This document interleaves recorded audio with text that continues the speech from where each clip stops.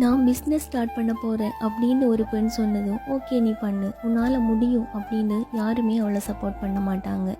உனக்கே இந்த வேண்டாத வேலை, உன்னால் இதை பண்ண முடியுமா அப்படின்னு அவளுக்குள்ளே இருக்கிற தன்னம்பிக்கையை உடைக்கிற மாதிரி டிமோட்டிவேட் பண்ணுறவங்க தான் இங்கே அதிகம்.